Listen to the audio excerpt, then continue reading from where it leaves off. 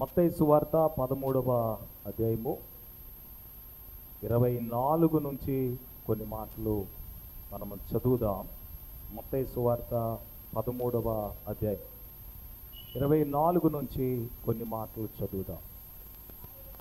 ఆయన మరి యొక్క ఉపమానము వారితో చెప్పెను.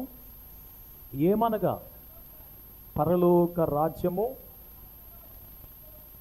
తన పొలములో మంచి విత్తనము విత్తిన ఒక మనుష్యుని పోలి ఉన్నది. మనుషులు నిద్రించుచుండగా అతని శత్రువు వచ్చి గోధుమల మధ్యను గురుగులను విత్తిపోయెను. మొలకలు పెరిగి గింజ పట్టినప్పుడు గురుగులు కూడా అగపడెను. అప్పుడు ఇంటి యజమాని యొక్క దాసులు అతని యొద్దకు వచ్చి, అయ్యా, నీవు నీ పొలములో మంచి విత్తనం విత్తావు కదా, అందులో గురుగులు ఎక్కడి నుంచి వచ్చాయి? ఇది శత్రువు చేసిన పని అని అతడు వారితో చెప్పగా, ఆ దాసులు, మేము వెళ్ళి వాటిని పెరికి కూర్చుట నీకు ఇష్టమా అతనిని అడిగారు.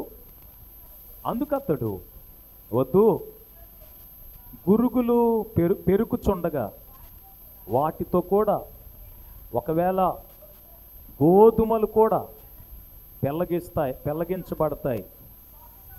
కోతకాలము వరకు రెండింటిని కలిసి ఎదుగనియండి. కోతకాలమందు గురుగులు ముందుగా కూర్చి వాటిని కాల్చివేయటానికి కట్టలు కట్టి గోధుమలను నా కొట్టులో చేర్చి పెట్టండని కోతగాండ్రతో చెప్పుతును అంటున్నాడు. స్తోత్రం చెప్పండి ఒకసారి. హల్లెలూయా. పరలోక రాజ్యము ఎలా ఉంటుందో పోల్చి ఒక ఉపమానాన్ని, ఒక ఉదాహరణ అయిన కథను యేసు ప్రభు వారు ఇక్కడ చెప్పటాన్ని మీరు వింటున్నారు. స్తోత్రం. హల్లెలూయా. ఇది నాన్న పరలోక రాజ్యాన్ని దేనితో పోల్చొచ్చానంటే సంఘంతో పోల్చొచ్చు. సంఘమే దేవుని రాజ్యము, దేవుని రాజ్యమే సంఘం. సంఘాన్ని చూసినప్పుడు పరలోక రాజ్యాన్ని కూడా మనం చూడొచ్చు.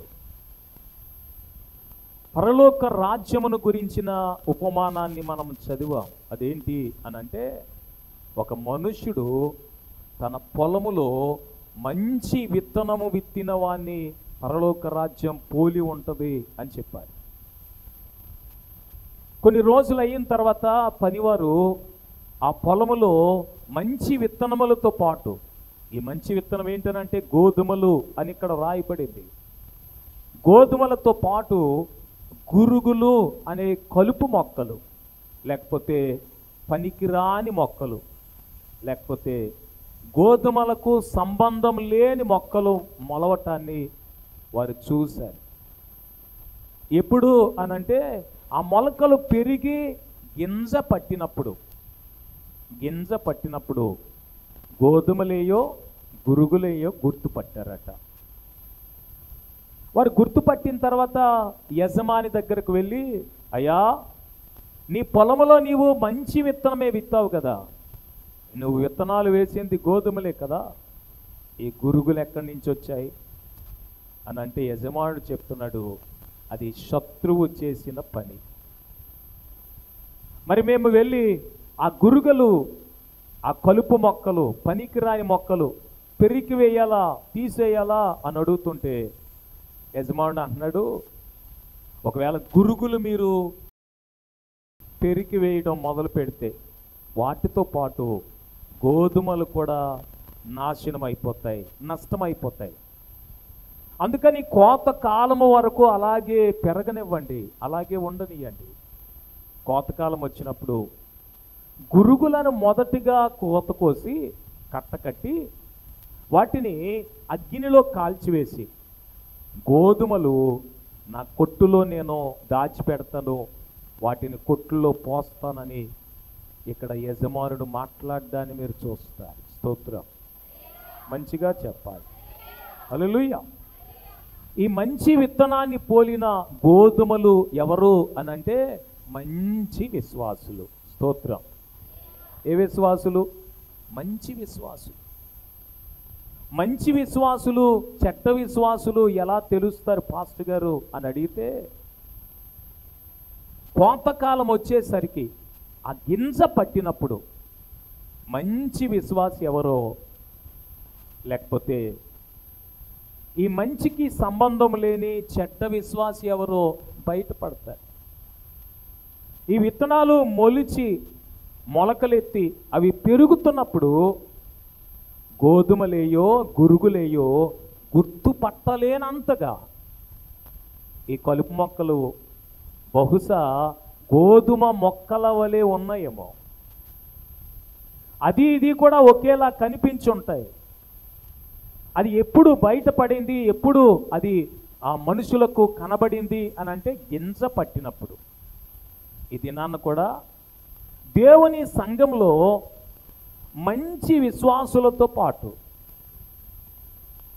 మంచి స్వభావం కలిగిన, ఆత్మ స్వభావం కలిగిన దేవుని బిడ్డలతో పాటు శరీర స్వభావం కలిగిన వారు కూడా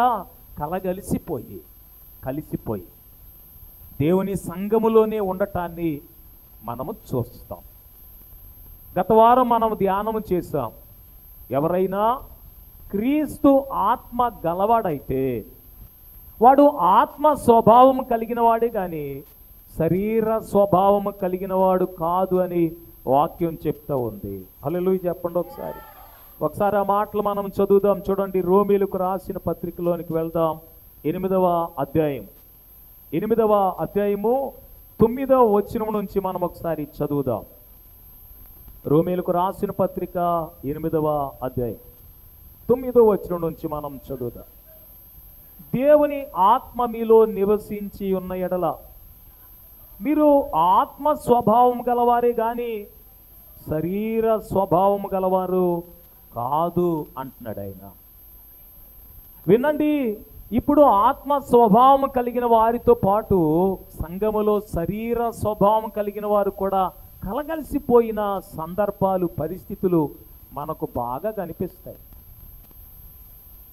కొంతమంది దేవుని ఆత్మ కలిగిన వారుగా ఉండి వారి స్వభావం అంతా ఆత్మ స్వభావమే, శరీర స్వభావం ఉండదు. ఎప్పుడు తెలుస్తుంది అనంటే బైబిల్ చెప్తుంది, వారి క్రియలను బట్టి వారిని మీరు తెలుసుకోగలుగుతారు అని బైబిల్ చెప్తుంది. స్తోత్రం చెప్పాలి మంచిగా. ద్రాక్ష చెట్టును పల్లేరు కాయలు మీరు కోస్తారా? పల్లేరు చెట్లలో ద్రాక్ష పండ్లు మీరు చూడగలరా? అలాగే మంచి ఫలము ఫలించని ప్రతి చెట్టు నరకబడి అగ్నిలో వేయబడుతుంది అని యేసు ప్రభువారు మాట్లాడుతున్నారు. హల్లెలూయా చెప్పండి ఒకసారి. హల్లెలూయా. ఒకసారి ఆ మాటలు కూడా మనం చదివి చూద్దాం. చూడండి, మత్తయి సువార్త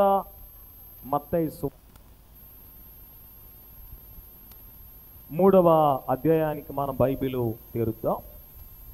మత్తయి సువార్త 3వ అధ్యాయం. ఒకసారి 10వ వచనాన్ని మనం చదువుదాం. ఇప్పుడే గొడ్డలి చెట్ల వేరున ఉంచబడి ఉన్నది గనుక మంచి ఫలము ఫలించని ప్రతి చెట్టు నరకబడి అగ్నిలో వేయబడుతుంది అని చెప్తున్నాడు ఆయన. మరలా మీకు మరొక విషయాన్ని కూడా నేను చూపించాలనుకుంటున్నాను. 7వ అధ్యాయానికి మన బైబిల్ తెరిస్తే మనం 7వ అధ్యాయం మత్తయి సువార్త 7వ అధ్యాయము 16వ వచనాన్ని చదువుదాం. వారి ఫలముల వలన మీరు వారిని తెలుసుకుంటారు. ముండ్ల పొదలలో ద్రాక్ష పండ్లైనా పల్లేరు చెట్లను అంజూరపు పండ్లైనా కోస్తారా? అలాగుననే ప్రతి మంచి చెట్టు మంచి ఫలములు ఫలిస్తుంది, పనికి మాలిన చెట్టు కాని ఫలములు ఫలిస్తుంది. ఇప్పుడు ఈ గురుగులు గోధుమలు వారు ఎలా గుర్తుపట్టారు అని అంటే గింజ పట్టినప్పుడు. స్తోత్రం, మంచిగా చెప్పాలి. బహుశా ఈ ప్రాంతంలో గోధుమ గడ్డి ఎలా ఉంటుందో మనకు తెలియదు, కానీ వరి పొలాలు మీకు బాగా తెలుస్తాయి. వరిని పోలిన గడ్డి ఏదైనా ఉంటుందేమో, అది బాగా బలిసి వరిలాగే పెరుగుతుందేమో. ఈ వరికి కలుపు మొక్కకు తేడా ఎప్పుడు గుర్తించగలుగుతారు అని అంటే అది గింజలు పట్టినప్పుడు. కలుపు మొక్క కూడా అది ఒకవేళ వెన్నులు వేస్తుందేమో, కానీ దానికి వరి పండడాన్ని మీరు ఎప్పటికీ చూడలేరు. ఈ గోధుమలు గురుగులు కూడా ఒకే రీతి, ఒకే పోలిక కలిగిన పరిస్థితి ఇక్కడ మీరు చూస్తున్నారు. దేవుని సంఘంలో విశ్వాసులు, అవిశ్వాసులు, భక్తులు, భక్తిహీనులు, ఆత్మ సంబంధులు, శరీర సంబంధులు కలిసిపోయి ఈ దినాన్న నడవటాన్ని లోకములో మనము చూస్తున్నాం. ఎలాగో భక్తిహీనులు మనం కనిపెడతాం, ఎలాగున అవిశ్వాసుల్ని కనిపెడతాం, ఎలాగున ఆత్మ సంబంధులు ఎవరో, శరీర సంబంధులు ఎవరో మనము చూడగలుగుతాం అని అంటే వారి క్రియల వలన వారిని మనం చూడగలుగుతాం. ఒకసారి స్తోత్రం చెప్పాలి. హల్లెలూయా. బైబిల్ చెప్తుంది, ప్రతి మంచి చెట్టు మంచి ఫలాన్ని ఫలిస్తుంది, పనికి మాలిన చెట్టు కాని ఫలములు ఫలిస్తుంది. ఈ మంచి చెట్టు అలాగే పనికి మాలిన చెట్టు చూసినప్పుడు యజమాని దగ్గరకు పనివారుడు వచ్చి అడుగుతున్నారు, ఏమనంటే, అయ్యా ఈ గురుగులు మేము పెరికి అవతల పారేయాలా, ఈ గోధుమలను మేము పక్కకు తీసేయాలా అని అడుగుతుంటే యజమానుడు చెప్తున్నాడు, ఎలాగున ఆ విషయం మీరు కనిపెట్టగలుగుతారు అని అంటే, ఆ గింజలు పట్టినప్పుడు వారి క్రియలను బట్టి మీరు కనిపెట్టగలుగుతారు. విశ్వాసులు, అవిశ్వాసులు, భక్తులు, భక్తిహీనులు, ఆత్మ సంబంధులు, శరీర సంబంధులు కలిసిపోయిన పరిస్థితులు ఉన్నాయి. ఇది నన్న కలిసిపోయి సంఘాలలో ఉంటున్నారు. కొన్నిసార్లు ఎవరైనా ఒక వ్యక్తి దేవుని దగ్గరకు వచ్చిన వెంటనే అతని యొక్క ఆత్మీయ స్థితి మనం కనుగోలేం, కనిపెట్టలేం. ఎప్పుడు వారు ఆత్మ సంబంధులా లేక శరీర సంబంధులా, వారు దేవుని సంబంధులా లేక లోక సంబంధులా, వారు భక్తులా భక్తిహీనులా, వారు విశ్వాసములో మంచిగా ఉన్నారా లేక అవిశ్వాసిగానే వారు ఆత్మీయ జీవితాన్ని కొనసాగిస్తున్నారా అనేది మనకి ఎప్పుడు తెలుస్తుంది అని అంటే వారి క్రియలు వారిని గురించి మనకు తెలియజేస్తాయి. స్తోత్రం చెప్పండి. హల్లెలూయా. వారి క్రియల వలన వారిని మనం తెలుసుకోగలుగుతాం. క్రియలు అంటే ఏంటి పాస్టర్ గారు అని అడిగితే బైబిల్ చెప్తుంది, ప్రతి మంచి చెట్టు మంచి ఫలములు ఫలిస్తుంది. స్తోత్రం చెప్తారా? హల్లెలూయా. ప్రతి మంచి చెట్టు మంచి ఫలం ఫలిస్తుంది, పనికి మాలిన చెట్టు కాని ఫలములు ఫలిస్తుంది.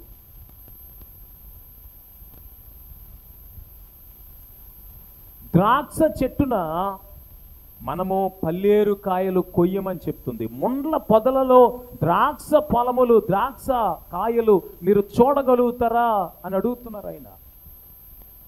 అలాగే పల్లేరు చెట్టున అంజూరపు కాయలు మీరు కొయ్యగలుగుతారా అని అడుగుతున్నారు. యేసు ప్రభు చెప్పిన ఈ ఉపమానంలో ఈ గురుగులు మేము తీసేస్తాం, ఈ గురుగుల్ని ఏరి పారేస్తాం, పెరికి పారేస్తాం అని ఆ పనివారు అడుగుతున్నప్పుడు యజమానుడు చెప్తున్న మాట మీరు జాగ్రత్తగా గమనించాలి. ఏం చెప్తున్నాడనంటే, మీరు గురుగులు తీసేస్తున్నప్పుడు గోధుమలను కూడా పెరికి వేసే ప్రమాదం ఉంది, అవి కూడా నష్టపోతాం లేక నాశనం అయిపోతాయి. అందుకని కోత కాలము వరకు వాటిని అలాగే ఉండనియండి అని చెప్తున్నారు. సంఘంలో, దేవుని మందిరాలలో, దేవుని సంఘంలో భక్తిహీనుల్ని, అవిశ్వాసుల్ని, ఇక శరీర సంబంధమైన లోక సంబంధమైన మనస్తత్వం స్వభావం కలిగిన వారిని చూసినప్పుడు ఏమనిపిస్తుందనంటే, ఆత్మీయులకి వారిని పెరికి పారవేయాలనిపిస్తుంది, వారిని తీసి పక్కన పెట్టేయాలనిపిస్తుంది. స్తోత్రం చెప్పండి ఒకసారి, హల్లెలూయా చెప్పండి మంచిగా, హల్లెలూయా.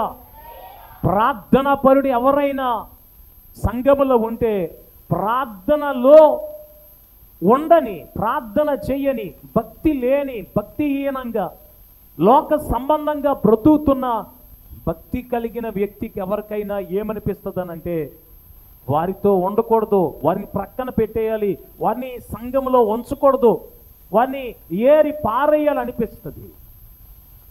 కానీ బైబిల్ ఏం చెప్తుందనంటే, ప్రభు అంటాడు 37వ కీర్తన మొదటి వచనం చదువుతున్నప్పుడు, చెడ్డవారిని చూచి నీవు వ్యసన పడొద్దు. స్తోత్రం చెప్పాలి మంచిగా. చెడ్డవారిని చూచి ఏం చేయకూడదు? వ్యసన పడిపోవద్దు. గురుగులు కనబడ్డాయా? కలుపు మొక్కలు కనబడ్డాయా? పనికిరాని గడ్డి పెరిగిపోయిందా? మొదట్లో చూస్తే గోధుమ గడ్డి, గురుగుల గడ్డి ఒకలాగే అనిపిస్తాయి. పెరుగుతున్నప్పుడు ఎందుకు ప్రభువు, ఎందుకు యజమానుడు పెరికి వేయొద్దు అంటున్నాడనంటే, ఈ వేర్లట, ఈ గోధుమ వేర్లతో ఈ గురుగుల యొక్క వేర్లు కూడా పెనవేసుకొని కలిసిపోయి ఉన్నాయి కనుక. కొన్నిసార్లు ఒక భక్తిహీనుణ్ణి మనం గనక దూరం పెట్టడానికి ప్రయత్నం చేస్తే, వాడితో పాటు తాను చెడ్డ కోతి దేన్నంత పాడు చేసిందంటారు? వనమంతా పాడు చేసేస్తుంది. ఈ గురుగులతో పోల్చబడిన అవిశ్వాసిని, భక్తి లేని వాణ్ణి, లేక శరీర సంబంధమైన, ప్రకృతి సంబంధమైన వ్యక్తిని ఒకవేళ మనం పెరికి వేయడానికి ప్రయత్నం చేస్తే, తాను చెడ్డ కోతి వనమంతా పాడు చేసింది అని చెప్పే సామెతలాగా ప్రభువు ఇక్కడ మాట్లాడుతూ చెప్తున్నారు, గురుగులతో పాటు గోధుమలను కూడా మీరేం చేస్తారు? పెరికి వేస్తారేమో. అందుకని వాడి జోలికి వెళ్ళొద్దు. స్తోత్రం చెప్పాలి మంచిగా. ఒకవేళ సంఘములో మీకు చెడ్డవారు కనిపించరా? సంఘములో శరీర సంబంధులు కనిపించరా? సంఘములో అవిశ్వాసులు మీకు కనిపించరా? వారిని గురించి మీరు ఏం పట్టించుకోవద్దు. స్తోత్రం చెప్పండి. అలా ఉండనీయండి. స్తోత్రం చెప్పండి మంచిగా చెప్పండి. నిన్ను బాగా ఇబ్బంది పెట్టేసి వారు సంఘంలో ఉన్నారా? వారిని గురించి అసలు నువ్వు ఆలోచించొద్దు. స్తోత్రం చెప్పండి. చెప్పట్లేదు మంచిగా. అయ్యో పాస్టర్ గారు వాళ్ళు అలా ఉంటున్నారండి, వీరు ఇలా ఉంటున్నారండి, వారు ప్రార్థన చేయట్లేదండి, భక్తి లేదండి, వారు చేసే పనులన్నీ లోక సంబంధమైన కార్యాలేనండి పాస్టర్ గారు. ప్రభు చెప్తున్నాడు, వారిని ఏమీ అనొద్దు, వారి జోలికి నువ్వు వెళ్ళొద్దు. స్తోత్రం చెప్పండి మంచిగా. ఈ గురుగులని మనము తీసివేయడానికి చేసే ప్రయత్నంలో గోధుమలను కూడా కోల్పోతామేమో. ఏం చేస్తామేమో? గోధుమలను కూడా కోల్పోతామేమో, వాటిని కూడా పెరికి వేయాల్సి వస్తుందేమో. కొన్నిసార్లు ఎందుకో ప్రభువు నేర్పించిన ఆ పద్ధతిని మనం అనుసరిస్తే కొన్నిసార్లు మనకు ఎక్కువ నష్టం కాకుండా మనం జాగ్రత్త పడగలుగుతాం. స్తోత్రం చెప్పండి ఒకసారి మంచిగా.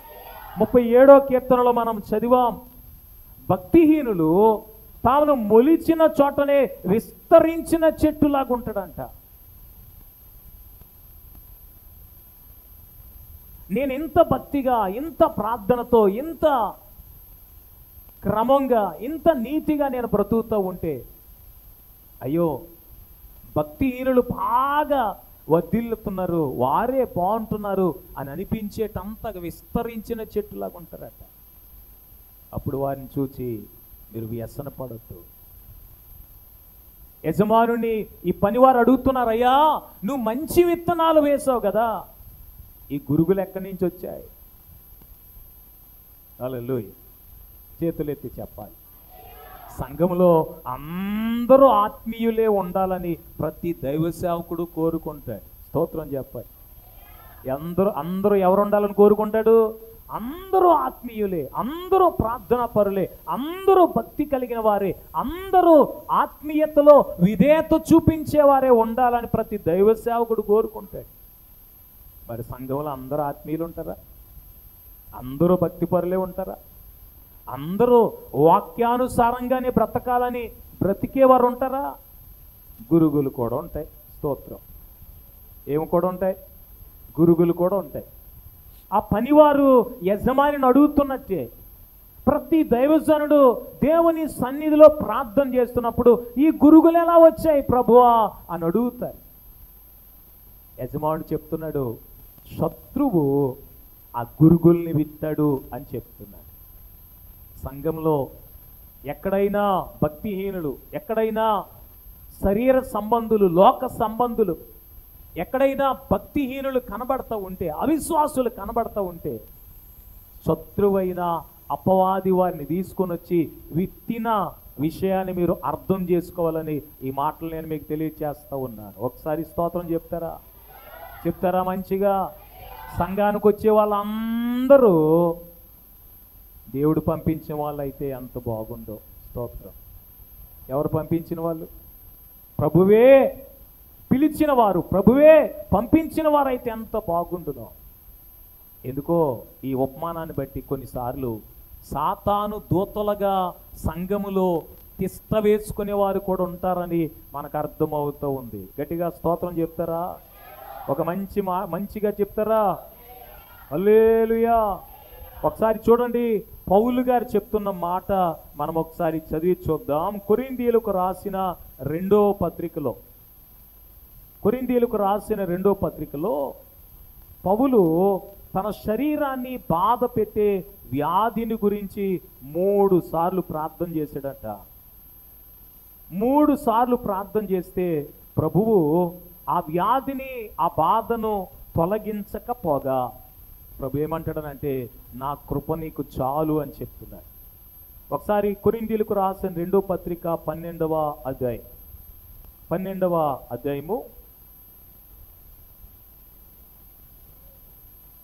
7వ వచనాన్ని చదువుదాం.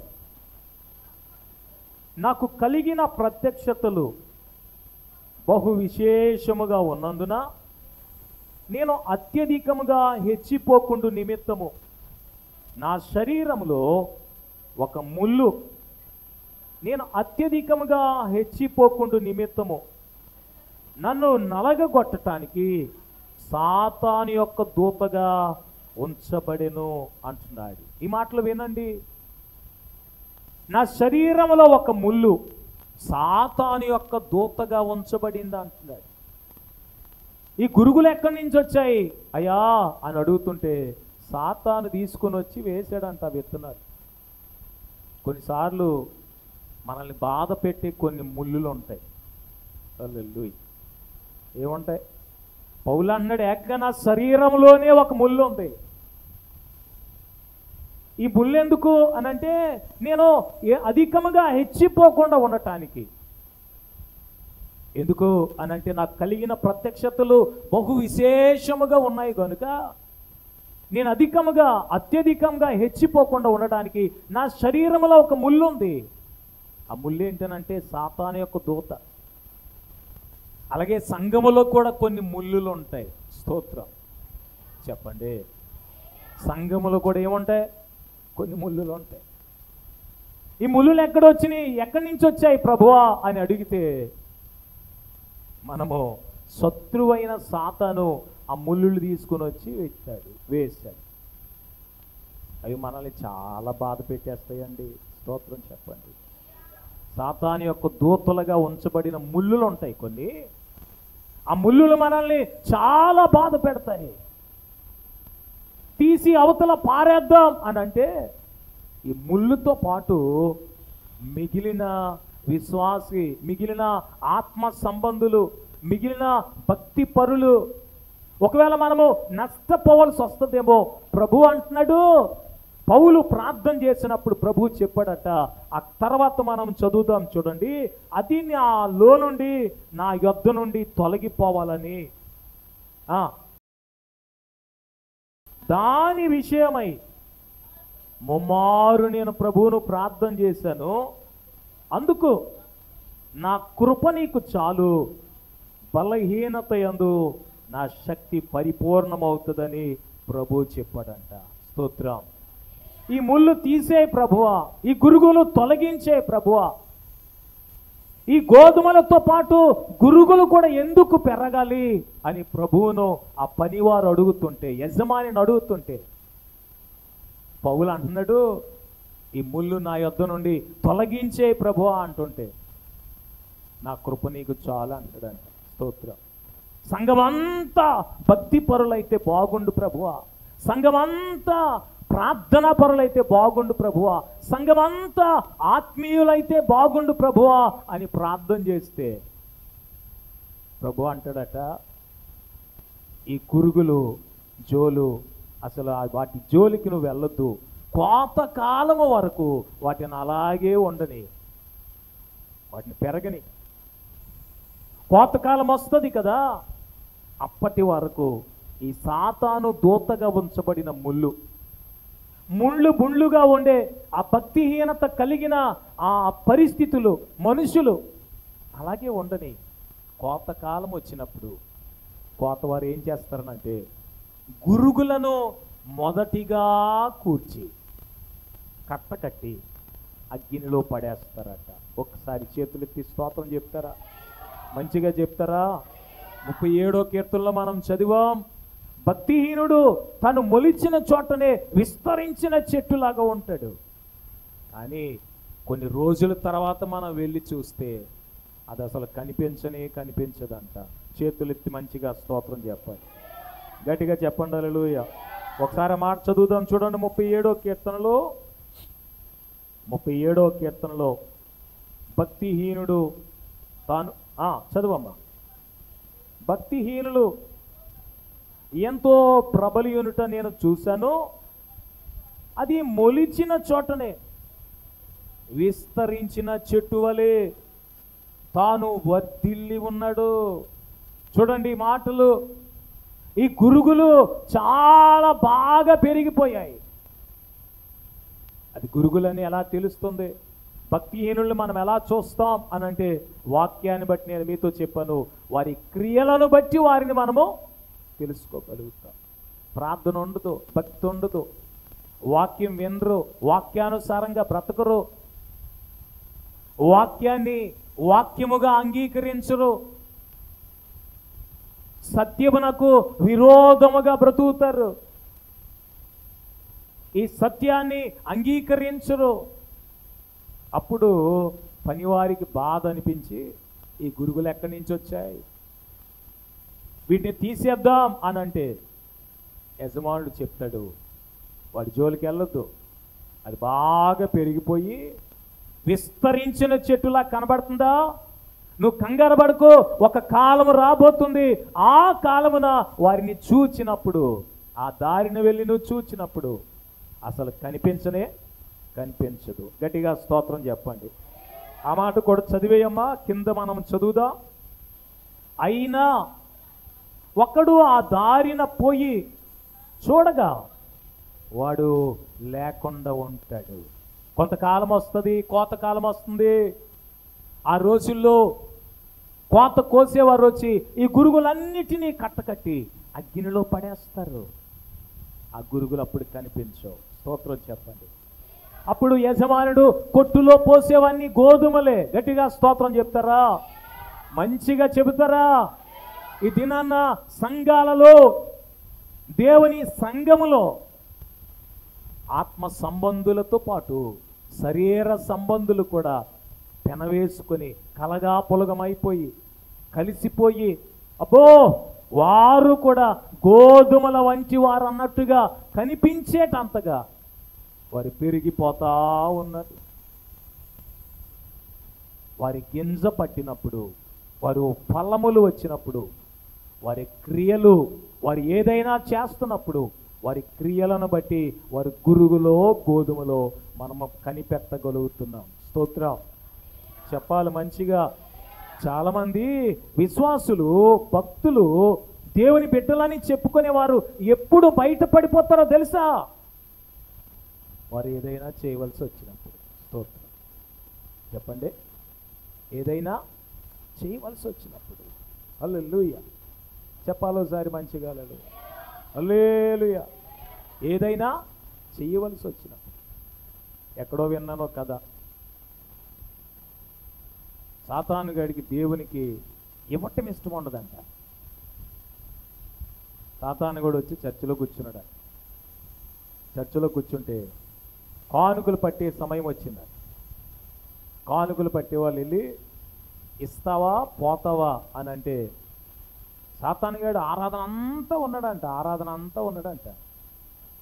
ఆరాధన అంతా అయిపోయిన తర్వాత కానుకలు పట్టే టైంలో ఒక అతను వచ్చి సాతాను అడుగుతున్నాడంట, ఇస్తావా పోతావా అని. వాడు వెంటనే వెళ్ళిపోయాడు. హల్లెలూయా చెప్పండి. హల్లెలూయా. సాతాను గాడికి ఇవ్వటం ఇష్టం ఉండదు. ఎందుకనంటే ఇస్తే దేవుని పని ఎక్కువ జరుగుతుంది కనుక.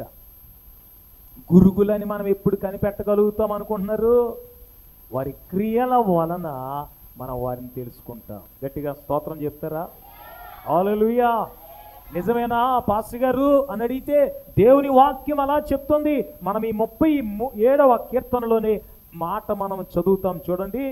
భక్తిహీనులు అప్పు చేసి తీర్చకుండా ఉంటారు, నీతిమంతులు దాక్షిణ్యము కలిగి ధర్మమిస్తారు. నీతిమంతులు దాక్షిణ్యము కలిగిన వారుగా ఉంటారు. స్తోత్రం చెప్పండి ఒకసారి. చెప్పాలి మంచిగా. నీతిమంతులు ఎలా ఉంటారు? దాక్షిణ్యం కలిగి ఉంటారు. బైబిల్ చెప్తుంది దినమెల్లా ఆశలు పుడతాయట. కానీ నీతిమంతులు దాక్షిణ్యము కలిగి లేక దాతృత్వం కలిగి దేవునికి ఇస్తారట. గట్టిగా స్తోత్రం చెప్పాలి. వారి క్రియలు ఎప్పుడు బయటపడిపోతాయి తెలుసా? భక్తిహీనులు ఎప్పుడు బయటపడిపోతారు తెలుసా? వారు ఇవ్వవలసిందే ఇవ్వరంటండి. అప్పు చేసి, అసలు అప్పు అంటే ఏం చేయాలి? తప్పకుండా ఇవ్వాలి. భక్తిహీనులు అప్పు చేసి కూడా తీర్చరట. అసలు ఇవ్వవలసిందే ఇవ్వరట, చేయవలసిందే చేయరంట వాళ్ళు. కానీ నీతిమంతులు దాక్షిణ్యము కలిగి ధర్మం ఇస్తారంట. ధర్మం అంటే మళ్ళీ తిరిగి ఇచ్చేదా, తిరిగి వచ్చేదా? స్తోత్రం చెప్పట్లేదు. మంచిగా చెప్పాలి. ధర్మం అంటే అర్థం ఏంటి? తిరిగి మరలా రాదుగా. దేవునికి మనం ఇచ్చేది లెక్కలేసుకునేది కాదు కదా. ఎవరు అలా చేస్తారనుకుంటున్నారు? నీతిమంతులు మాత్రమే చేయగలుగుతారు. ఈ గోధుమలు, గురుగులు ఎప్పుడు బట్టబయలైపోతాయి అనంటే దేవునికి ఇచ్చే సమయం వచ్చేసరికి బయటపడిపోతారు మనుషులు. స్తోత్రం మంచిగా చెప్పట్లేదు. ఎప్పుడు బయటపడిపోతారు?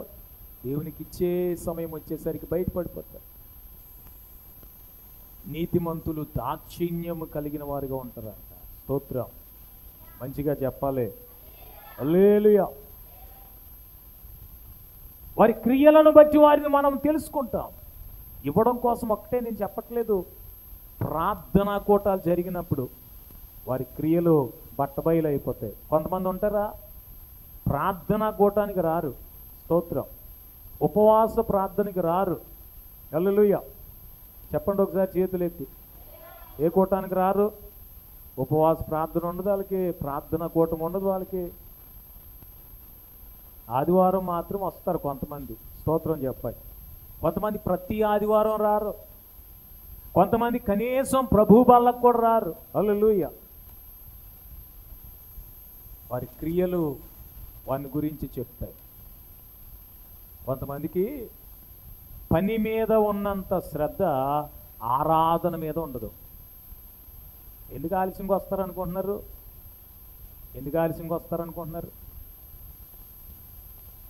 మందిరానికి ఆలస్యంగా వచ్చేదానికి కారణం ఏంటనుకుంటున్నారు? ఆరాధన పట్ల, దేవుని పట్ల శ్రద్ధ లేకపోవటం వల్ల. శ్రద్ధ లేకపోవటమే. డ్యూటీకి ఆలస్యంగా వెళ్ళావు అనుకమ్మా, ఏం చేస్తారు అమ్మా? అయ్యో, ఆ రోజు ఆఫీసులో నువ్వు చేసే పని ఆగిపోతుంది, ఆలస్యమైనా పర్వాలేదు రామ్మా, కంప్యూటర్ దగ్గర కూర్చొని నువ్వు చేయవలసిన సిస్టంలో వర్క్ అంతా చేయి అని తీసుకెళ్తారా? పని మీద ఉన్నంత శ్రద్ధ. స్తోత్రం చెప్పండి, చెప్పాలి మంచిగా. శుక్రవారం నేను మాట్లాడుతూ చెప్పాను, సంతుష్టి సహితమైన దైవభక్తి గొప్ప లాభ సాధన. శరీర సంబంధమైన సాధకం కొంచెము మట్టుకే ప్రయోజనం. కానీ ఉద్యోగం చేస్తున్నావా? ప్రయోజనకరమే. వ్యాపారం చేస్తున్నావా? ప్రయోజనకరమే. వ్యవసాయం చేస్తున్నావా? ప్రయోజనకరమే. ఇల్లు కట్టుకుంటున్నావా? ప్రయోజనకరమే. ఒకవేళ ఇంకా ఏదైనా పని మీద ప్రయాణమై వెళ్తున్నావా? ప్రయోజనకరమే. ఎంతవరకు అని అంటే బైబిల్ చెప్తుంది కొంతవరకే. అదే దైవభక్తి. స్తోత్రం. ఏ భక్తి? దైవభక్తి. నేను నిన్న మొన్న కూడా 2 సార్లు ఆ వీడియో చూశాను. మందిరంలో ఆ కింద భర్త యొక్క మృతదేహం ఉందంటండి. చనిపోయిన భర్త ఆ కింద, మందిరం కింద అండర్ గ్రౌండ్లో ఉన్నారు. మందిరంలో ఆ సహోదరి ఎంతో ఆత్మ సంబంధంగా ఆరాధన చేస్తూ ఉంది. స్తోత్రం చెప్పండి. అలానో చేయగలవా? నాకు తెలిసిన ఒక దైవ సేవకుడు, ఆయన ఆదివారం 3 ఆరాధనలు జరిగిస్తారు. 3 స్థలాల్లో ఆరాధన జరిగిస్తారు. ఉదయాన్నే ఒక చోట ఆరాధనకి వెళ్ళారు. వెళ్ళిన తర్వాత ఆయనకు ఒక వార్త వచ్చింది, మీ నాన్నగారు చనిపోయారు. 2వ ఆరాధన జరిగించారు. 3వ ఆరాధన రాత్రికి జరిగిస్తారు. 2వ ఆరాధన అసలు నాన్నగారు చనిపోయారు అనే మాట కూడా సంఘముతో ఎవరితో అని చెప్పకుండా ఆరాధన అంతా అయిపోయిన తర్వాత ఆ సమాధి కార్యక్రమం కొరకు సంఘంతో చెప్పి ఆరాధన తర్వాత జరిగించి అప్పుడు రాత్రి ఆరాధనకైనా మరల వెళ్ళావు. నువ్వు అలా వెళ్ళగలవా? చీమ చిటుక్కుమంటే చాలు ఏం చేస్తావు? నువ్వు ఆరాధన మానేస్తావు. ఇంకా ప్రబుద్ధులు కొంతమంది ఏం చేస్తారనంటే ఆదివారమే వాళ్ళ ఇంటి దగ్గర ప్రోగ్రాం పెట్టుకుంటారు. ఏ వారం? మరొక వారం లేదా? ఏ వారం పెట్టుకుంటారు? ఆదివారమే. ఆదివారం పెళ్లి కొడుకుని చేయాలి. ఆదివారమే పెళ్లి కొడుకుని చేయటం ఎవరికి వస్తుంది? భక్తులకా? ఆదివారమే ఫంక్షన్ పెట్టుకుంటారు కొంతమంది. ఆదివారమే. మళ్ళీ పాస్టర్ గారు రాకపోతే, నిజంగా విశ్వాస అయితే, నిజంగా భక్తులైతే, నిజంగా ప్రార్థనా పరులైతే, నిజంగా ఆత్మీయులైతే ఆదివారం ఎవడైనా ఫంక్షన్ పెడతాడా? మా బోధ ప్రకారం, మా సువార్త ప్రకారం అసలు ఫంక్షన్ చేస్తాడు ఎవడైనా? నేను చెప్పే బోధ ప్రకారం ఎవడైనా ఫంక్షన్ చేస్తాడా? ఇంకా ఛాన్స్ మీకు లేదులే. స్తోత్రం. చక్కగా 2 చేతులు పైకెత్తి మాకు సంబంధం లేదు పాస్టర్ గారు, మేము మా మట్టుకు మేము బాగా ఉన్నామని చెప్పుకోవచ్చు మీరు. నిజంగా భక్తిపరుడైతే ఆదివారం ఎవడన్నా పెళ్ళి ఎట్టుకుంటాడా? ఎవరు ఎట్టుకుంటారు ఆదివారం?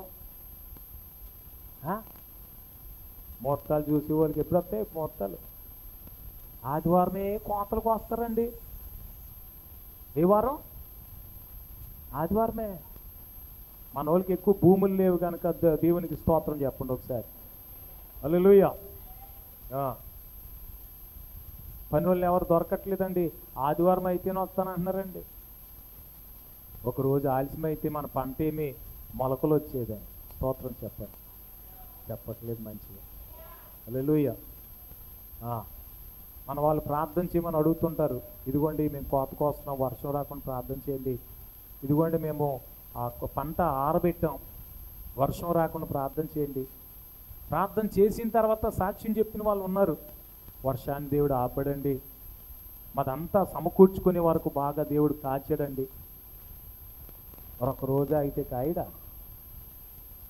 నువ్వు నిజంగా విశ్వాసు అయితే నువ్వు చేసే పనులు ఆత్మ సంబంధంగా ఉంటాయి. స్తోత్రం చెప్పండి. మంచిగా చెప్పట్లేదు. హల్లెలూయా. వారి క్రియల వలన వారిని తెలుసుకుంటారు. ఇవి గురుగులని ఎలా గుర్తుపట్టారు అనుకుంటున్నారు? గింజ పట్టినప్పుడు అంట. అలాగే నీలో ఉన్న భక్తి ఎప్పుడు బయటపడతా తెలుసా? నువ్వు ఇల్లు కట్టినప్పుడు, పెళ్లి చేసినప్పుడు, లేకపోతే నీకు ఉద్యోగం వచ్చినప్పుడు, నువ్వు బాగా అభివృద్ధి చెందినప్పుడు ఇప్పుడే బయటపడుతుంది నీ భక్తి, నీ విశ్వాసము, దేవుని పట్ల నీకున్న సమర్పణ.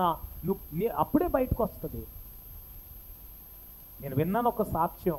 హైదరాబాదులో ఉండే దైవ సేవకుడు ఒక ఆయన చెప్తుంటే నేను విన్నాను. ఒక ఆయన మున్సిపాలిటీ ఉద్యోగం చేస్తాడంట. ఏ ఉద్యోగం? మున్సిపాలిటీలో 4th క్లాస్ ఎంప్లాయీ అట. ఉద్యోగం చేస్తూ చాలా నమ్మకంగా దేవుని మందిరానికి వస్తాడంట. స్తోత్రం. ఎక్కడికి వస్తాడు? మందిరానికి వస్తాడంట. ఒక్క ఆదివారం కూడా మాండంట. భార్య పిల్లలతో కలిసి వస్తాడట. అలా రోజులు, నెలలు, సంవత్సరాలు గడుస్తూ ఉండగా ఎవరో సలహా ఇచ్చారు. అయ్యా, ఎంతకాలం ఈ చిన్న ఉద్యోగం చేసి మీరు బ్రతుకుతారు? మీరు ఈ మున్సిపాలిటీలో కాంట్రాక్టులు తీసుకొని ఆ కాంట్రాక్ట్ చేయొచ్చు కదా అని అంటే ఆ ఉద్యోగం మానేసి కాంట్రాక్ట్ చేయటం ప్రారంభించాడంట. టెండర్లు వేసి ఆ మున్సిపాలిటీలో కాంట్రాక్ట్ వర్క్లన్నీ చేయడం మొదలెట్టాడంట. స్తోత్రం. అబ్బా, దేవుడు దీవించాడు. అతను అందులో పనిచేయడం కాదు, ఇతని దగ్గరే ఇతనే 10 మందికి పని చెప్పేటంత అభివృద్ధి చెందాడు. లక్షలు టెండర్లు వేసే స్థాయికి వెళ్ళాడంట. స్తోత్రం. అలా సంవత్సరాలు గడుస్తుంటే అతను ఇంకా అభివృద్ధి చెందుతున్నాడు. ప్రారంభంలో ప్రతి ఆదివారం మందిరానికి వచ్చేవాడట. ఈ కాంట్రాక్ట్ వర్కుల్లో బిజీ అయిపోయి ప్రతి ఆదివారం వెళ్ళి ప్రతి ఆదివారం వచ్చేవాడు. ప్రభు బల్లకు మాత్రమే రావడానికి మొదలుపెట్టాడు. ఖాళీ ఉండట్లేదు, ఖాళీ లేదు. ప్రభు బల్లకు మాత్రమే రావడం మొదలుపెట్టాడంట. ఇంకా డెవలప్ అయిపోతుంది. ఒక రోజున కోట్లు టెండర్లు వేసే స్థాయికి ఎదిగాడట. ఇక మందిరానికి కూడా రావట్లేదా? ఎక్కడికి కూడా రావట్లేదు. కనీసం నెలలో ఒక్క ఆదివారం వచ్చేవాడు. ఒక్క ఆదివారం కూడా రానంత బిజీ అయిపోయాడంట. బిజీ అయిపోతే అలా రోజులు గడుస్తున్నాయి. ఓసారి ఇలా చిన్న చిన్న టెండర్లు కాదు, ఇంకా పెద్ద టెండర్ వేయమని ఎవరో చెబితే దాదాపు 13 కోట్ల రూపాయల టెండర్ వేసాడట. తన దగ్గర ఉన్న డబ్బులన్నీ పోగు చేసి డబ్బులన్నీ కట్టేసాడంట. కట్టేస్తే ఆ టెండర్ వేశాడు, కానీ మొత్తం అంతా నష్టం అయిపోయిందట. ఉన్న ధనమంతా పోగొట్టుకున్నాడట. చివరికి మరలా ఎక్కడ ప్రారంభించాడో అదే ఉద్యోగం కోసం మరలా వచ్చి, అయ్యా, ఈ మున్సిపాలిటీలో నాకు ఒక చిన్న పని ఇప్పించండి అని తిరిగే పరిస్థితి, అడిగే పరిస్థితి వచ్చేసిందట. ఈ గురుగులు, గోధుమలు ఎప్పుడు బయటపడతాయి తెలుసా? ఒక వ్యక్తి అంతకంతకు అభివృద్ధి చెందుతున్నప్పుడు వారి భక్తి పరులో, భక్తిహీనులో మనం చూడగలుగుతాం. స్తోత్రం చెప్పాలి మంచిగా. హల్లెలూయా. భక్తి లేని వాళ్ళు అనుకోండి, అభివృద్ధి చెందుతున్న కొలది దేవునికి ఏమైపోతారనంటే దూరం అయిపోతారు. నాకేం కొదువు లేదు కదా, నాకేం తక్కువ లేదు కదా అని దేవునికి అంత ప్రాధాన్యత ఇవ్వరు. అదే భక్తి పరులు అయితే ఎంత ఎదిగినా, ఎంత అభివృద్ధి చెందినా దేవుని సన్నిధానంలో వారు ఎల్లప్పుడూ నమ్మకమైన వారిగా ఉంటారు. గట్టిగా స్తోత్రం. ఎలా ఉంటారు వాళ్ళు? నమ్మకమైన వారిగా ఉంటారు, ఉండగలుగుతారు. వారి క్రియలను బట్టి వారిని మనం కనిపెట్టగలుగుతాం, కనుగోగలుగుతాం. స్తోత్రం చెప్తారా? హల్లెలూయా. మంచిగా చెప్పాలి. హల్లెలూయా. వారి క్రియలను బట్టి వారిని తెలుసుకోగలుగుతాం. ఎలాగునా అని అంటే పిల్లలకు పెళ్లి చేయాల్సి వచ్చింది అనుకోండి, స్తోత్రం, అప్పుడు మనకి గురుగు లేదో గోధుమ లేదో బయటకు వచ్చేస్తాయి. కొంతమంది అంటారు, మీరు చెప్పినట్టుగానే అన్నీ చేద్దామని ఉంది పాస్టర్ గారు, కానీ అందరూ ఒప్పుకోరు కదండి. ఎవరు ఒప్పుకోరట? అందరూ ఒప్పుకోరు కదండి.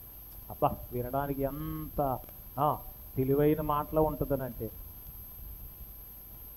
మీరు చెప్పినట్టే అన్నీ చేయాలని ఉంది పాస్టర్ గారు, కానీ ఏం లేదంట, అందరూ ఒప్పుకోరు కదండి. దేవుని బిడ్డ ఆలోచించు. నువ్వు నిజముగా గోధుమ గింజవైతే, నిజముగా దేవుని బిడ్డవైతే, మీరు దేవుని ఆత్మ మీలో నివసిస్తే, మీరు ఆత్మ స్వభావము గలవారే కానీ శరీర స్వభావం గలవారు ఎప్పటికీ లోక సంబంధమైన కార్యాలు మీరు ఎప్పటికీ చేయలేరు. హల్లెలూయా. ఏం చేయలేరు? చేయలేరు. అలాగున ఈ లోక సంబంధమైన కార్యాలు నీలో లేనప్పుడు 100 సార్లు కాదు 1000 మంది ఒప్పుకోకపోయినా నువ్వు అసలు అలాగూ చెయ్యవు. స్తోత్రం చెప్పండి. ఒక చిన్న పిల్లవాడు తనకిష్టం లేనిది నేను 10 సార్లు చెప్పినా కానీ ఒప్పుకోలేదు. ఆ పిల్లోడి కంటే నువ్వు ఎన్ని రెట్లు బెటరు. స్తోత్రం. నీకు ఎంత ఎక్కువ జ్ఞానం ఉంది, ఎంత ఎక్కువగా దేవుని వాక్యం వింటున్నారా వింటలేదా? కొన్నిసార్లు ఎందుకో కొంతమంది కంటే ఆ చిన్న పిల్లోడు బెటర్ అండి. ఇష్టం లేదు, నాకు వద్దు అంటున్నాడు అంతే. దేవుడు అంటే నిజంగా నీకు ఇష్టమైతే, నువ్వు నిజంగా దేవుని పెట్టవైతే ఆత్మ సంబంధంగానే నువ్వు బ్రతకగలుగుతావు. స్తోత్రం చెప్పాలి మంచిగా. ఎలా బ్రతకగలుగుతావు? నువ్వు గోధుమ గింజగానే బ్రతకగలుగుతావు. పెళ్ళి సమయం వచ్చేసరికి మారిపోవు సడన్గా. ఎందుకో కొంతమంది దేవుని బిడ్డల్లాగే కనబడతారు. స్తోత్రం. కానీ కొన్ని పనులు ఉంటాయా, కొన్ని పరిస్థితులు ఉంటాయా, అప్పుడు వాళ్ళ అసలు రూపం బయటకు వచ్చేది. అసలు రూపం అప్పుడు బయటకు వచ్చేస్తారు. ఇల్లు కట్టాల్సి వచ్చినప్పుడు, స్తోత్రం, ఏం కట్టాల్సి వచ్చినప్పుడు, పెళ్ళి చేయాల్సి వచ్చినప్పుడు, ఇంకా ఏదైనా ఒక పరిస్థితి వచ్చినప్పుడు వారు అసలైన రూపం బయటకు వస్తుంది. దేవుని బిడ్డ, యేసు ప్రభు చెప్తున్నారు, అయినా దేవుడు ఎందుకు నేను వదిలిపెట్టేస్తున్నాడు తెలుసా? అయినా దేవుడు ఎందుకు గురుగుల్ని కూడా వదిలిపెట్టేస్తున్నాడు తెలుసా? దైవ సేవకులంగా మా హృదయాలు ఈ గురుగుల వంటి స్వభావం కలిగిన వారిని చూసినప్పుడు అబ్బో ఎంత బాధ అనిపిస్తుందో. ఇంత నేర్పించినా, ఇంత వాక్యం బోధించినా ఎందుకు వాక్యానుసారంగా బ్రతకట్లేదు? వారి పనులు ఎందుకు ఇలా ఉన్నాయి? వారి పరిస్థితులు ఎందుకు ఇలా ఉన్నాయి? వారి భక్తి ఎందుకు, వారి ప్రార్థన ఎందుకు ఇలా ఉంది అని చాలా బాధ అనిపిస్తుంది. ప్రభు అంటాడు, కోతకాలం వరకు వారిని అలాగే ఉండని. హల్లెలూయా. ఎప్పటి వరకు? చెడ్డవారిని చూసి వ్యసన పడకు, బాధపడిపోకు, నువ్వే కంగారు పడిపోకు. ఒకవేళ ఈ చెడ్డవారిని, అవిశ్వాసుల్ని, భక్తిహీనుల్ని ఒకవేళ ప్రక్కన పెట్టేద్దాం అని అనుకుంటే వారు మంచి వ్యక్తులతో కనెక్ట్ అయిపోయి ఉన్నారు. కింద వేర్లు, భూమిలో వేర్లు అంట. ఈ భక్తిహీనులు నీతిమంతులతో కూడా కలిసిపోయి ఉన్నాయంట వేర్లు. ఈ భక్తిహీనుల్ని తీసి పక్కన పెడదామని అంటే వీళ్ళు 10 మందిని పాడు చేసి భక్తిహీనులుగా మార్చేసి తీసుకెళ్ళిపోతారు. అందుకని ప్రభు అన్నాడు, ఒకవేళ మీరు గురుగులు పెరికి వేస్తూ ఉండగా గోధుమలను కూడా మీరు ఏం చేస్తారేమో, పెరికి వేస్తారేమో. అందుకే పెరగని. స్తోత్రం చెప్పండి మంచిగా. ఎవరైనా ప్రార్థన చేయట్లేదా? అలాగ ఉండని. ప్రార్థనకి కూటమి ఉందని చెప్తే రావట్లేదా? అలా ఉండని. వాక్యం వినట్లేదా? అలా ఉండని. వాక్యానుసారంగా బ్రతకటానికి సమర్పించుకోవట్లేదా? అలా ఉండని. ఒకానొక రోజు వస్తుంది, నువ్వు ఆ దారిని వెళ్ళి చూసినప్పుడు వారు అసలు కనిపించరు. దేవుని బిడ్డ, నువ్వు గోధుమ గింజలా ఉన్నవా, గోధుమలా ఉన్నవా, లేక గురుగుల వలె ఉన్నవా? నేను శుక్రవారం మాట్లాడుతూ చెప్పాను, కొంతమంది పైకి భక్తి గలవారి వలె ఉంటారంట. స్తోత్రం చెప్పాలి. ఎలా ఉంటారు? అబ్బా, వారిని చూసినప్పుడు అచ్చు గోధుమల వలె కనబడతారండి. ఎలా కనబడతారు? గోధుమలలాగా కనిపిస్తారు. వారి మాటలు చూస్తుంటే, వారి పనులు చూస్తుంటే, అసలు వారి పద్ధతి చూస్తుంటే ప్రారంభంలో ఉంటుందండి. మన భక్తే తక్కువేమో, వారు చాలా భక్తిపరులేమో.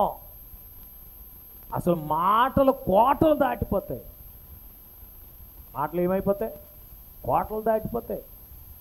మేము దేవుణ్ణి నమ్ముకున్న తర్వాత అండి, దేవుడండి, అబ్బా మేము దేవునికి ప్రార్థన చేసిన తర్వాత అండి దేవుడండి అని అంటుంటే అనిపిస్తుంటుంది మన ప్రార్థనే డొల్ల ప్రార్థనేమో, వారి ప్రార్థనే గట్టి ప్రార్థనేమో. అబ్బా, కానీ కొన్ని సందర్భాలు వస్తాయా, ఆ సందర్భాల్లో వారు బట్టబయలు అయిపోతారు. వారి నిజ స్వరూపాన్ని బయట పెట్టేస్తారు. దేవుని బిడ్డ, కోతకాలం అనేది ఒకటి ఉందని నీవు నేను ఎప్పటికీ మర్చిపోకూడదు. స్తోత్రం చెప్పాలి. హల్లెలూయా. ఏ కాలం ఉంది? కోతకాలం ఒకటి ఉంది. ఆ కోతకాలంలోనట గురుగులు మొదటగా కూర్చబడతాయి. అవన్నీ కట్టకట్టి అగ్నిలో పడేస్తాడంట. గోధుమలను ఆయన కొట్టులో చేర్చుకుంటాడు. ఆయన కొట్టులో చేర్చుకుంటాడు. పరలోక రాజ్యం ఒక మనుష్యుడు పొలములో విత్తనం వేసిన ఆ పొలమును పోలి ఉన్నదని యేసు ప్రభు చెప్తున్నారు. ఆ పొలం ఏంటనంటే సంఘమే. స్తోత్రం చెప్పండి. ఆ పొలం ఏది? సంఘమే. సంఘములో ఉన్న నీవు ఆత్మ సంబంధిగా ఉంటే చాలా ఆశీర్వాదకరం. సంఘములో ఉండి కూడా శరీర సంబంధిగా, లోక సంబంధమైన కార్యాలలో పాలు పొందే వ్యక్తిగా నువ్వు ఉంటే ఒక్కనొక రోజు రాబోతుంది దేవుని రాజ్యంలో ఉండడానికి బదులు నువ్వెక్కడ ఉంటావో ఆలోచించుకో.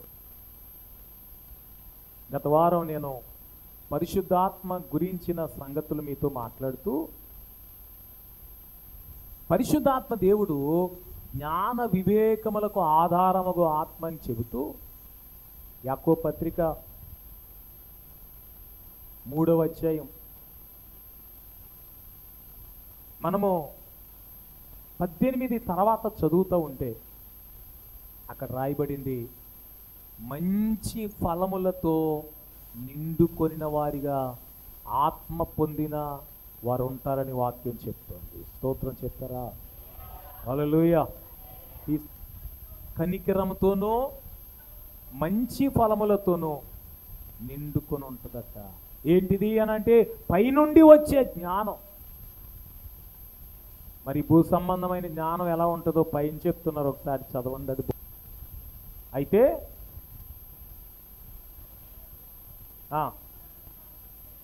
సహింప నలవి కాని మత్సరం, వివాదము ఉంచుకుంటే అచ్చేపడొద్దు, సత్యమునకు విరోధంగా అబద్ధం ఆడొద్దు. ఈ జ్ఞానం వినండి, మీ హృదయములో సహింప నలవి కాని మత్సరము, వివాదము ఉందేమో, అది అతిశయపడడానికి వీల్లేదు. స్తోత్రం. ఆ మత్సరము, వివాదము మంచిదైతే కాదు. వినండి, ఈ మత్సరము, వివాదము ఉంచుకుంటే అతిశయపడొద్దు, సత్యమునకు విరోధంగా అబద్ధం ఆడొద్దు. ఈ జ్ఞానం మత్సరం, వివాదము, అబద్ధము కూడా జ్ఞానమే. స్తోత్రం. అబద్ధం ఆడే వాళ్ళు ఎంత తెలివిగా అబద్ధం ఆడతారండి. హల్లెలూయా. ఇప్పుడు ఎలీషా దగ్గర ఉన్న గెహజీ, ఎలీషా అన్నాడు నయమాను ఇచ్చే దాంట్లో ఏది నాకు వద్దు అన్నాడు. ఎలీషా లోపలికి వెళ్ళగానే గెహజీ రథం వెనకాల పరిగెత్తాడు. రథం వెనకాల పరిగెత్తి ఆ గెహజీ దగ్గర నుంచి అవన్నీ తెచ్చుకు పెట్టుకుని దాచిపెట్టాడు. ఎలీషా పిలిచి అడిగాడు, గెహజీ నువ్వు ఎక్కడికి వెళ్ళావు అని అంటే, నేను ఎక్కడికి వెళ్ళలేదా అంటే, స్తోత్రం చెప్పండి, నేను ఎక్కడికి వెళ్ళలేదా. అదే జ్ఞానం అని అంటే అక్కడ మనం చదువుతాం. చదవండి. ఈ జ్ఞానము పై నుండి దిగి వచ్చేది కాకుండా అబద్ధం ఆడుతున్నావా? అబ్బో చాలా జ్ఞానం. కొంతమంది అబద్ధాలు ఆడతారండి. హల్లెలూయా. ఏమాడతారు? అబద్ధాలు ఆడతారు. అబద్ధం ఆడడానికి కూడా జ్ఞానం అవసరం. ఆ జ్ఞానం ఏ జ్ఞానం అని అంటే పై నుండి వచ్చే జ్ఞానం కాకుండా భూ సంబంధమైనది, ప్రకృతి సంబంధమైనది, దయ్యముల జ్ఞానం. అది మత్సరం ఉందా, వివాదం ఉందా, సత్యములకు విరోధంగా అబద్ధం ఆడుతున్నావా? అది దయ్యముల జ్ఞానం, పైనుండి వచ్చేది కాదు, ఆత్మ సంబంధమైనది కాదు, ప్రకృతి సంబంధమైనది, భూ సంబంధమైనది. మరి పైనుండి వచ్చే జ్ఞానం, ఆత్మ సంబంధమైన జ్ఞానం ఎలా ఉంటుందంటే కనికరముతోనూ మంచి ఫలములతో నిండి ఉంటుందంట. గట్టిగా స్తోత్రం చెప్పాలి. ఏమండి, ఆత్మ సంబంధులు కనికరంతో ఉంటే ప్రకృతి సంబంధులు, లోక సంబంధులు, గురుగుల వంటి వారు క్రోధముతో నిండి ఉంటారు. ఏంతో ఉంటారు? క్రోధం. వారి హృదయంలో క్రోధం దాచిపెట్టుకుంటారండి, కోపం దాచిపెట్టుకుంటారండి. అందుకే బైబిల్ చెప్తుంది 37వ కీర్తనలో, కోపం మాను, ఆగ్రహం విడిచిపెట్టు, అది మంచిది కాదు. స్తోత్రం. అది దైవ సంబంధమైంది కాదు, అది ప్రకృతి సంబంధమైంది, భూ సంబంధమైంది. పైనుండి వచ్చే జ్ఞానం, ఆత్మ సంబంధమైన వ్యక్తులు ఎలా ఉంటారనంటే కనికరంతో నిండిపోయి ఉంటారు. గట్టిగా స్తోత్రం. దేంతో నిండిపోయి ఉంటారు? కనికరంతో.